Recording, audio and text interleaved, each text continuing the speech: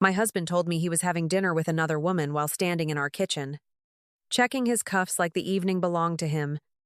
He did not whisper it, or hide it, or stumble through guilt like a man afraid of what he was breaking. Graham Pike looked at me over the polished counter and said Brooke Sutter's name, as if I should already know my replacement schedule. The rideshare notification lit across his phone beside his keys, showing the restaurant address I had once helped him get into.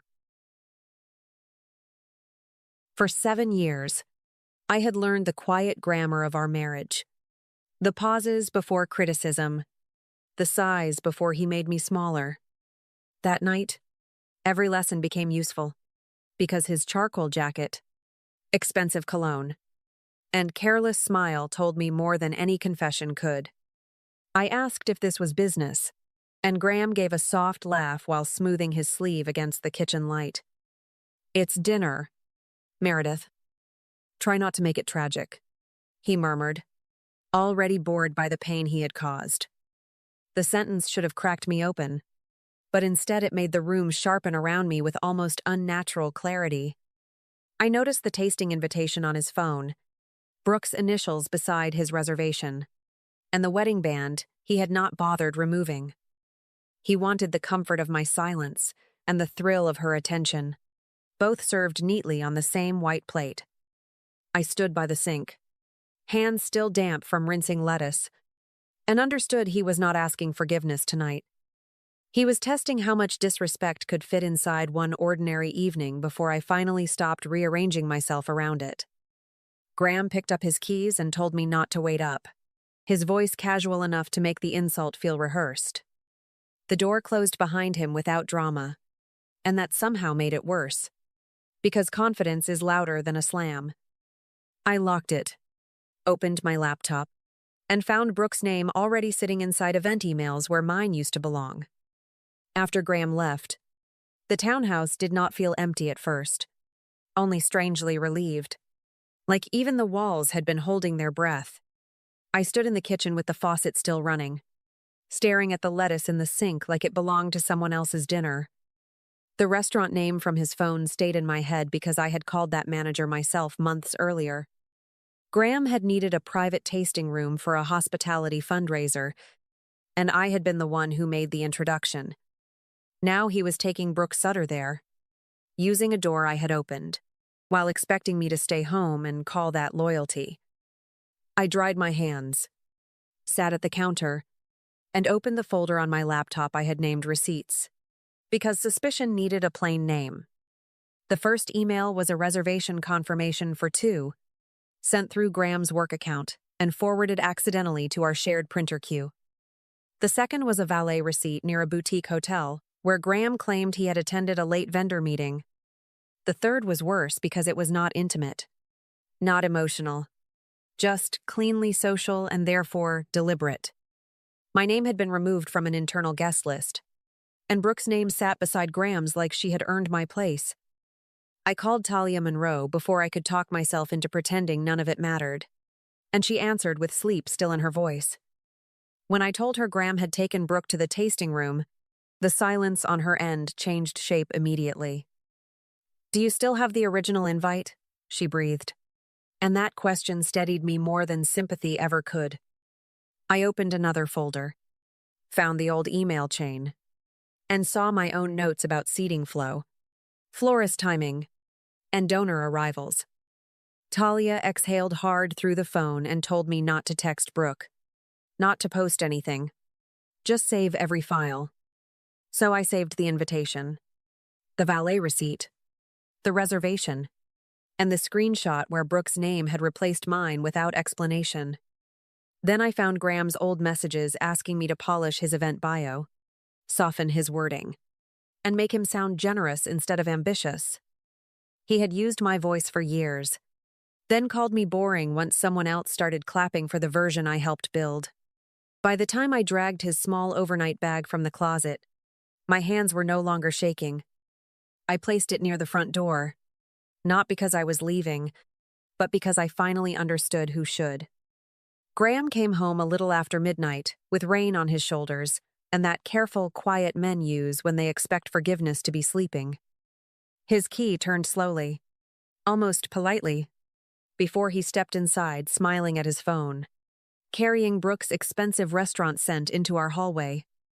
The smile vanished when he saw the living room lights on, the folders across the coffee table, and Talia Monroe beside me. For the first time all night, Graham looked less like a man returning home and more like one entering a room already finished with him. His eyes moved from the labeled folders to the overnight bag near the door, and irritation reached his face before fear did. "What is this?" "Meredith?"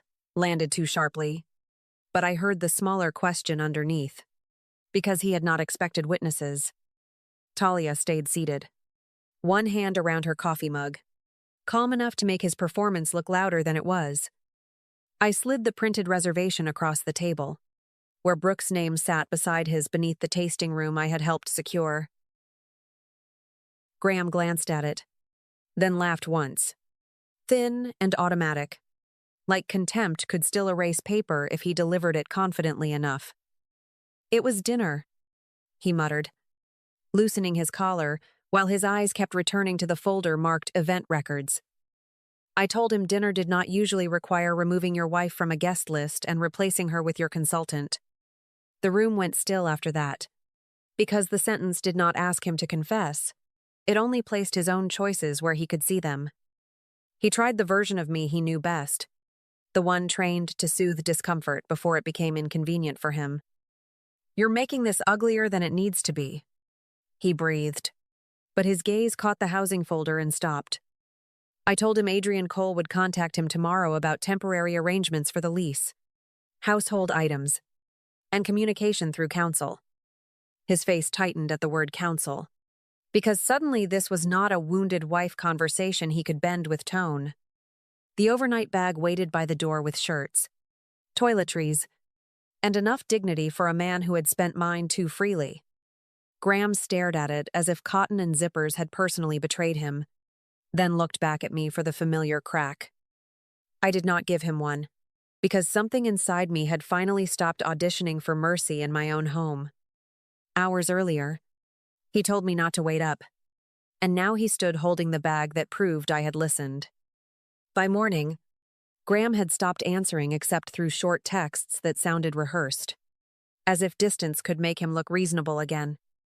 I sat at my kitchen counter with cold coffee, reading the forwarded vendor email Talia had sent before sunrise. The subject line was harmless, just a timing question about floral placement. But the message underneath changed everything. Brooke Sutter had introduced herself as helping Graham reposition his public image after what she called a difficult marital transition.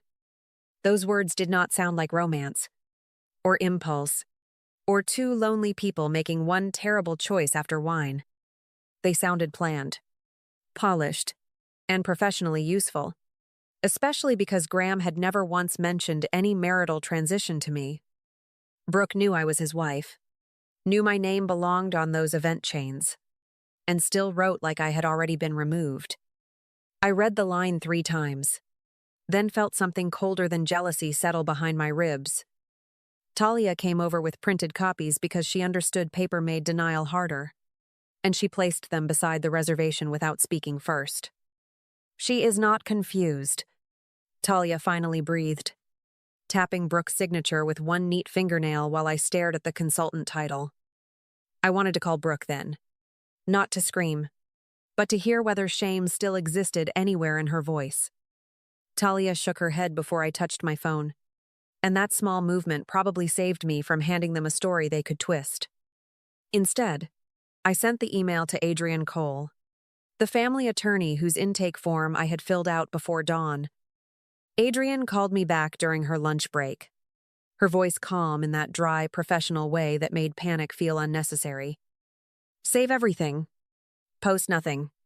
And do not threaten anyone," she warned, while I looked at Brooke's name glowing on my laptop.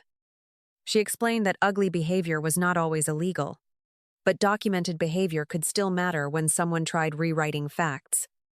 By afternoon, Brooke had posted a cropped photo from the restaurant, 2 wine glasses visible, Graham's cuff just inside the frame like bait. Her caption said new chapters require braver tables. And I almost laughed because bravery apparently meant hiding another woman's husband behind a bread plate. Then another email arrived from a coordinator asking whether Brooke should replace me on the advisor list permanently. That was the moment the ache changed shape. Because she was not trying to share Graham's life. She was trying to wear mine. I answered the coordinator politely, attaching the original planning thread with my notes still marked in the document history. I did not accuse Brooke, did not mention the dinner, and did not ask anyone to choose a side. I only confirmed I would attend the fundraiser tasting as originally invited, because my work had not disappeared just because Graham wanted it quiet. When I closed the laptop, the townhouse felt silent again, but this time the silence belonged to me. The fundraiser tasting took place inside a restored riverside dining hall where every polished glass seemed to remember who had earned the invitation. I arrived with Talia beside me, wearing a navy dress and the kind of calm Graham used to mistake for surrender. Across the room, Brooke stood near him in cream silk, smiling at donors like the evening had already accepted her version. Graham saw me first, and the flicker in his eyes told me he had expected my absence more than my anger. Brooke recovered faster, lifting her chin as if confidence could cover the paper trail she had left behind. She touched Graham's sleeve lightly, the same cuff she had cropped into that restaurant photo, and whispered something that made his jaw tighten. I did not walk toward them, because chasing someone into their lie only lets them choose the room. Instead, I greeted the coordinator by name, asked about the seating flow, and watched her face soften with recognition. One vendor hugged me before Graham could redirect the conversation, thanking me for the original framework I had sent months earlier. Another asked whether the floral timing still matched my notes, while Talia stood quietly beside me, letting each ordinary detail do its work. Brooke's smile thinned when the coordinator opened the shared planning document and my name appeared in the history beside every early revision. Graham reached for a glass of water, but his hand stopped halfway when no one looked to him for clarification. The coordinator turned to Brooke with polite confusion, not accusation, which somehow made the moment sharper than any public confrontation. I thought you were handling the public-facing update. She managed, while Brooke stared at the screen like metadata had personally betrayed her. I only smiled and said I was glad the program still centered women returning to their own work, because that had always been the point. The words landed cleanly, and for once Graham could not borrow my grace fast enough to save himself. By the end of the tasting, no one had raised a voice, but the room had already changed its mind about them. The organizer pulled Brooke aside near the service hallway, speaking low enough to seem kind and firmly enough to end something. Graham watched from 10 feet away, finally understanding that reputation does not collapse from gossip when documentation walks in first. I left before dessert, not because I was running, but because the first crack in their new chapter sounded exactly like truth. Graham called Russell Pike 2 days after the tasting, when Brooke's contract quietly disappeared and his phone stopped feeling flattering. I learned about the conversation later because Russell called me himself, sounding tired in the way decent people sound when family embarrasses them. Graham had shown up at his brother's place carrying a gym bag, a bruised ego, and the word misunderstanding polished smooth. He told Russell I had turned a private disagreement into a public mess, as if Brooke's email had written itself.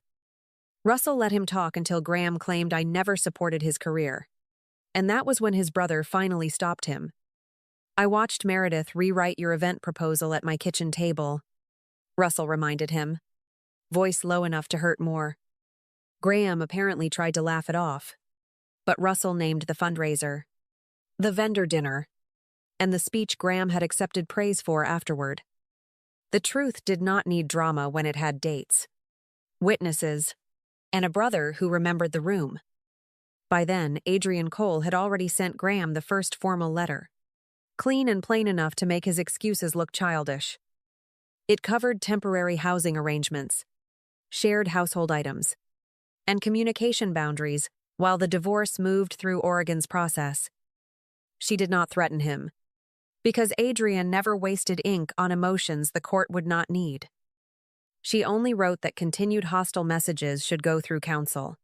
And suddenly Graham's midnight text stopped arriving on my phone. That silence felt different from the silence he used to punish me with when I refused to apologize for being hurt.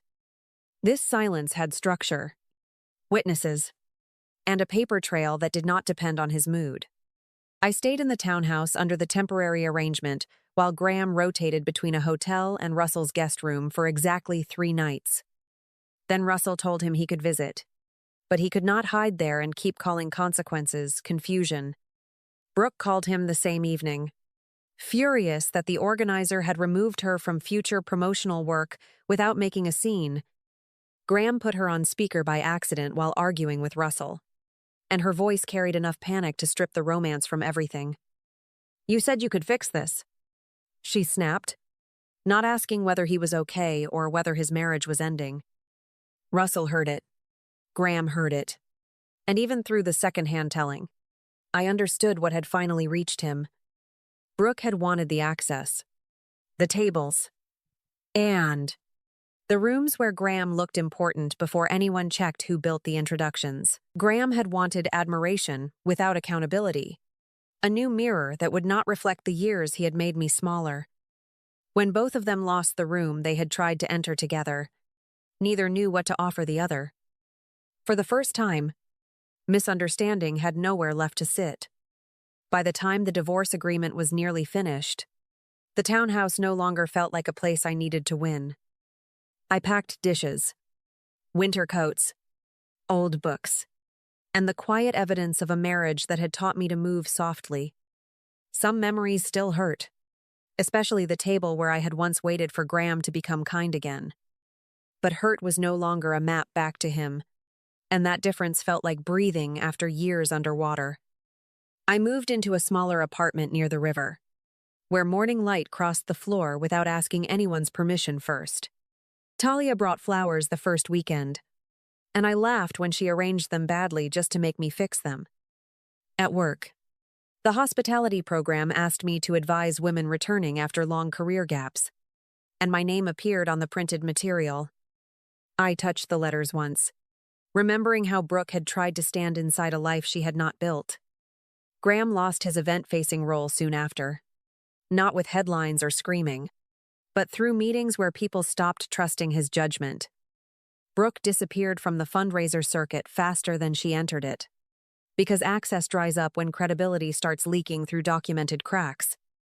Russell remained polite to Graham, but the family softness around his excuses was gone, and that mattered more than punishment. Graham eventually asked to meet after signing the last papers, choosing a coffee shop where nobody owed either of us privacy. He looked tired in a way arrogance could not dress up, and when he admitted the dinner had only spoken aloud what he had been doing for years, I believed him. Still, belief was not the same as returning, and peace had become too expensive to spend on old damage. I told him our marriage had not ended because Brooke walked into a restaurant, but because he expected me to stay invisible afterward. He nodded, like the truth had finally found a place inside him, and for once, he did not argue. That evening, I took myself to dinner by the river, and when the server asked if I was waiting for someone, I smiled without flinching. "No," I answered, settling into the chair that belonged only to me. "Not anymore." If Meredith's story reminded you of a time you had to choose yourself quietly, I hope you know that kind of peace still counts. Thank you for staying with me until the end. And if this touched something real in you, share your thoughts below and come back for the next story.